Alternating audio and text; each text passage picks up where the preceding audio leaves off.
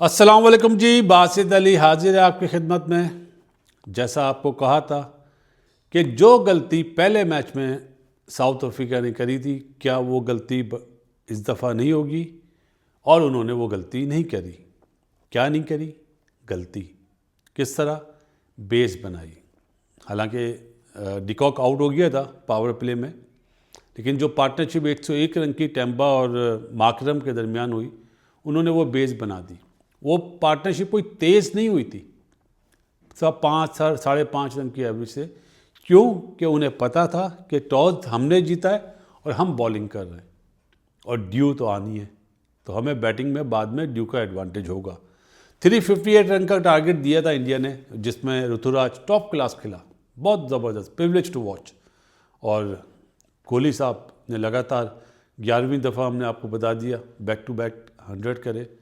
और 195 की जो पार्टनरशिप वहाँ से इंडिया की तरफ से जो हुई थी, वही छोटी छोटी पार्टनरशिप आपने देखी साउथ अफ्रीका की तरफ से। साउथ अफ्रीका पहला मैच भी बहुत क्लोज हारा था, 349 का टारगेट था मेरा ख्याल है जब, क्योंकि उस मैच में भी ड्यू फैक्टर आया था। लेकिन साउथ अफ्रीका के लिए लम्हा फिक्रिया जो 2 इंजरी हुई ना, एक तो मेरा बनकबा बर्गर, और आज जोर्जी भाई, टोनी जोर्जी को जो इंजरी हुई है, माइट भी सैटरडे ये कॉस्ट करे। और 2 दफ़ा टॉस जीता है साउथ अफ्रीका ने, क्या तीसरी दफ़ा भी जीतेगा, ये देखेंगे। आ जाते हैं जी साउथ अफ्रीका की बैटिंग और इंडिया की बॉलिंग पे। नो डाउट ड्यू फैक्टर था, इसमें कोई झूठ नहीं है, लेकिन टॉस जीतने वाले को ये एडवांटेज तो होता ही है ना। जिस तरह होम कंडीशन का फ़ायदा उठाते हैं टेस्ट मैच में, उठाते ही है ना, इसी तरह टॉस का भी फ़ायदा उठाते हैं। और एक दिन में 720 रन बनना मामूली बात नहीं होती है। इंडिया की जहाँ पे हार की जिम्मेदारी लोग बोलेंगे कि ड्यू फैक्टर था इसलिए हार गया, माना, लेकिन फील्डिंग बहुत वर्स्ट फील्डिंग थी। जो 55 पे माकरम का कैच छोड़ा था जसवाल ने, वो मैच को देखें कहाँ पे ले गया। मैं ये नहीं कह रहा वो कैच हो जाता तो शायद इंडिया मैच जीत जाता, नहीं, क्योंकि नीचे वाले जो आए ना साउथ अफ्रीका के पास, जो प्लेयर आए हैं, चाहे वो ब्रिस्की हो, चाहे ब्रेविस हो, चाहे जोर्जी भाई हो, ये वो प्लेयर हैं जो, हैंसन जिस तरह की ऑलराउंड परफॉर्मेंस दे रहा है, ये वो प्लेयर हैं जो बड़े से बड़ा स्कोर भी चेज कर सकते हैं। इन्होंने एक अपना ट्रेंड सेट कर लिया है कि हमने क्रिकेट इस तरह खेलनी है। हालांकि टेम्बा ने आज 46 करें, अगर टेम्बा 100 करता और माकरम 46 करता तो ये मैच इंडिया जीता हुआ होता, क्योंकि टेम्बा लिमिटेड प्लेयर है। मैं ये नहीं कह रहा बुरा प्लेयर है, लिमिटेड प्लेयर है, वो इतनी अच्छी बैटिंग नहीं कर पाएगा जितनी माकरम या ब्रिस्की या ब्रेविस करते हैं। तो प्लेयर्स के फ़र्क का आप रियलाइज़ कर लेंगे कि किस में कितना दम होता है। एक होता है लिमिटेड प्लेयर, एक होता है मैच चेंजर। तो ब्रिस्की हो गया, एक प्रिटोरियस भी है इनके पास, वो भी मैच चेंजर है, वो उसमें भी बहुत क्वालिटीज़ है। इसी तरह ब्रेविस है, ब्रेविस का पहला 50 था जी ओडीआई में, 100 तो कर चुका है ऑस्ट्रेलिया में, T20 में, बेसिकली आया T20 से, लेकिन आने वाले दिनों का बहुत ही ज़बरदस्त बैटर होगा। 359 का टारगेट ये दूसरी दफ़ा चेज़ हुआ है, तीसरी दफ़ा सॉरी, हाईएस्ट। पहले ऑस्ट्रेलिया ने भी शायद 359 चेज़ करें और 348 करें न्यूजीलैंड ने, और आज साउथ अफ्रीका ने चेज़ करे 4 विकेट पहले, 4 बॉल पहले। लेकिन क्या बात है जी, साउथ अफ्रीका ने मेरे ख्याल है टेस्ट मैचेस में जिस तरह 2-0 से सीरीज़ जीती है, आज भी उन्होंने बता दिया कि आने वाले दिनों की साउथ अफ्रीका बिल्कुल डिफरेंट टीम बन गई है। बहुत फील्डिंग उनकी अच्छी, फास्ट बॉलिंग देखें, रबादा नहीं है, नॉर्थे नहीं है, और मफाका मेरा फेवरेट वो नहीं है, और एक बॉलर और भी अनफिट हुआ है। अभी उनकी फास्ट बॉलिंग की बैटरी देखें कि वो अनफिट होता है वो आ जाता है, वो अनफिट होता है तो वो आ जाता है। तो इसका मतलब है इनकी क्रिकेट बहुत ऊपर जा रही है। हमें देखना चाहिए, लोगों को देखना चाहिए, सीखना चाहिए कि क्या वजह है। इनकी डोमेस्टिक को मॉनिटर करना चाहिए कि इनकी डोमेस्टिक क्या है, कितनी टीमें हैं, किस तरह ये डेवलपमेंट करते हैं, किस तरह इनकी एनसीए काम करती है प्लेयरों पे, किस तरह अंडर 19 में काम हो रहा है, टॉप क्लास है जी। और इंडिया के लिए वेकअप कॉल है। इंडिया के पास देखें सिराज है, उसको ये बोला गया है कि जी वो रेस्ट करेगा।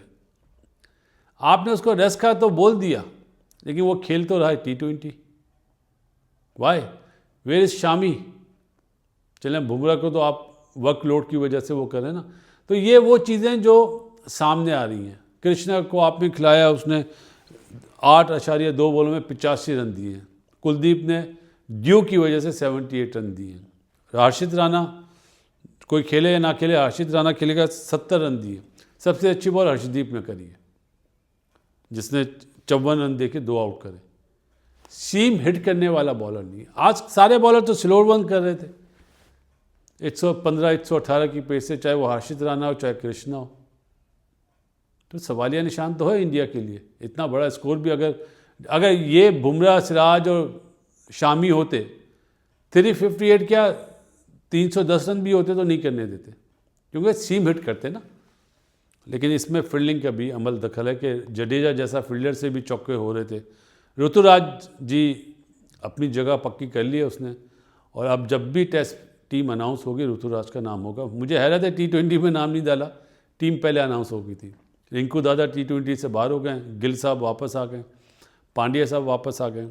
लेकिन जी जो क्लास थी ना साउथ अफ्रीका की, उन्होंने अपने बिलीव, जिसको बोलते हैं ना बिलीव से मैच जीता कि हम बिलीव है हमें। हमने टॉस जीत के पहले मैच में भी जिस वे में हम मैच को लेके गए थे, लड़े थे, जब 11 पे 3 आउट थे, और आज तो बेस बन चुकी थी। 127 पे दूसरी विकेट गिरी थी, तो वहाँ से फिर उन्होंने पलटने नहीं दिया। बहुत बड़ी बात है जी। साउथ अफ्रीका दूसरे मुल्कों में जाके इस तरह क्रिकेट खेल रही है और जीत रही है। Very well done. बहुत अच्छा लगा, बहुत खुशी हुई, दिल टोटे टोटे हो गया कि आप 358 को इस तरह आराम से चेस कर रहे हैं। ये क्लास है, डिफरेंट क्लास। पता चलती है ना कि काउंटर अटैक पे काउंटर अटैक कब करना है, जैसे ब्रेविस ने करा। ब्रेक्सजी ने बारी ली, टेम्बा ने बारी ली, मार्करम ने फिर हाथ खोले 50 के बाद जब कैच छूटा। तो ये सारी चीज़ें देखनी होती है। लेकिन इन दी एंड यही कहेंगे कि जी back to back Virat Kohli का 100 काबिल दीद है। कप्तानी राहुल को सीखनी पड़ेगी। जिस तरह मशवरे दे रहा था रोहित शर्मा, आपने इतनी क्रिकेट खेली हो तो आप में जरासीम होने चाहिए कप्तानी के, जो अनफॉर्चुनेटली राहुल में इतने नज़र नहीं आ रहे। माइट भी हो सकता है कि गिल नहीं है, इस वजह से वो इतना ध्यान नहीं दे रहा। लेकिन वेरी वेल प्लेड जी। बोच ने 29 करे, बड़े वाइटल 15 बॉलों में 4 चौके मारे, और ब्रेविस ने 5 छक्के लगाए, 1 चौका लगाया, मारा है 54 रन में। तो क्लास तो है ना जी। Class is permanent, form is temporary. और क्लास दिखाई है विराट कोहली ने, नो डाउट वो ग्रेट है। ग्रेट्स ने बताया कि जब फॉर्म होती है तो किस तरह रन बनाते हैं। ये बच्चों को सीखना चाहिए कि जब फॉर्म आ जाए ना, फिर बॉन्गी शॉट मार के आउट मत, तो अपनी फॉर्म ख़राब मत करो। ये बड़ों ने हमें सिखाया था और हम देख भी रहे हैं कि विराट कोहली किस तरह कैच कर रहा है। एक शॉट मारा था आज जो बीच में गिर गया था, फिर उसके बाद उसने चांस नहीं लिया। तो ये सीखने वाली चीज़ है जी। लेकिन very well played south Africa, बहुत ज़बरदस्त। और इंडिया की बॉलिंग विदाउट बुमराह नज़र आ गई कि इन बच्चों में अभी इतना दम नहीं है। अगर पहले बॉलिंग करेंगे तो शायद माइट भी इन्हें सपोर्ट मिले। और सबसे बड़ी बात, जो टॉस जीत के साउथ अफ्रीका ने पहले बॉलिंग करी थी ना, 10 से 15 ओवर में इंडिया के 4 आउट करने चाहिए थे, जिस तरह की पिच पे बॉल सीम हो रहा था। ये एक बैड बॉलिंग थी। अपना हैंसन को नया बॉल कराना चाहिए था, उससे नहीं कराया, निगिडी से कराया, जो गलत फैसला था। लेकिन जिस तरह टैकल करा विराट ने, काबिल तारीफ। और अपने सामने ऋतुराज को खिलाया, बगैर बॉल खेले जब ऋतुराज को उसने टिप्स दी थी ना, वो ज़रूर देखा करें। मिलते हैं जी इस दुआ के साथ। दुनिया में जितने लोग बीमार हैं, अल्लाह ताला उन्हें सेहत दे। जडेजा कोई आउट नहीं कर सका, सुंदर यूटिलिटी है, लेकिन अक्षर पटेल ज़्यादा बेहतर होता। मिलते हैं जी इस दुआ के साथ। दुनिया में जितने लोग बीमार हैं, अल्लाह ताला उन्हें सेहत दे। बासिद अली की तरफ से अस्सलाम वालेकुम एंड गुड नाइट।